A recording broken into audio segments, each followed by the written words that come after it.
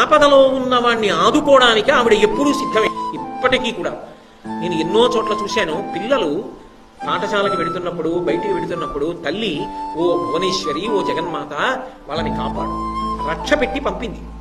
రక్ష పెట్టి పంపినందుకు ఏమైందే, ధర్మమునందు అనురక్తి కలిగిన వాడికి భయం ఏర్పడినప్పుడు, కష్టం ఏర్పడినప్పుడు, ఆపద వచ్చినప్పుడు రక్షించుకోవడానికి ఆవిడ ఎప్పుడూ సిద్ధంగా ఉంటుంది. నువ్వు ధర్మాన్ని పట్టుకున్న వాడివి అయితే చాలు. కాదు, ధర్మాన్ని పట్టుకున్న వాడిని పాడు చేద్దామన్న ఆలోచన ఎందుకు కలుగుతుందో తెలుసా? సర్వనాశనం అవడానికి అలాంటి ఆలోచన వస్తుంది.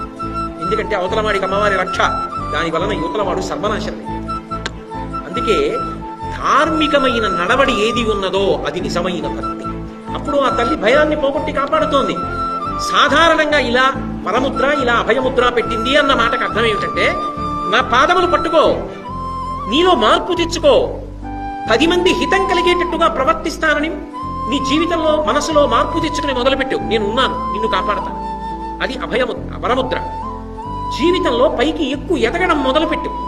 ఎన్నాళ్ళు దీపం ఎన్ని ఒత్తులేస్తావు దగ్గర ఆగిపోతావు, ఎన్నాళ్ళు దీపం వెలిగించడం దగ్గర ఆగిపోతావు.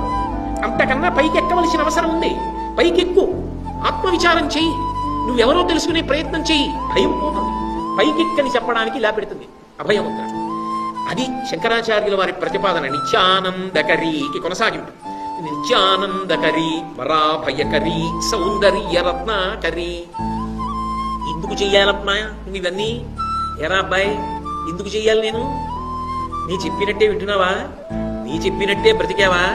నీకు నేను ఇచ్చానే, ఇన్ని భోగములు ఇచ్చానే, ఇంత శక్తినిచ్చానే.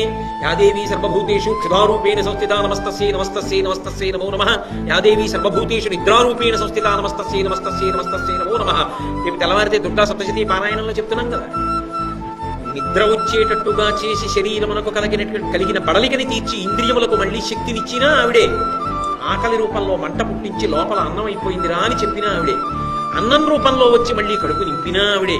దాన్ని జీర్ణం చేసిన ఆవిడే, శక్తినిచ్చిన ఆవిడే, ఆలోచనలు ఇచ్చిన ఆవిడే, కీర్తినిచ్చిన ఆవిడే, తరింపజేసిన ఆవిడే, మోక్షమిచ్చిన ఆవిడే. అయినప్పుడు నేను ఇన్ని చేయడానికి సిద్ధంగా ఉన్నాను కదా, నువ్వేం చేశావు, ఏమిటి నీ అర్హత అంటావేమో. నా అర్హత నువ్వు సౌందర్యవతివి కావడమే. అదేమిటి? సౌందర్యరత్నాకరీ. ఇది శంకరాచార్యుల వారి యొక్క గాంభీర్యం స్తోత్రంలో.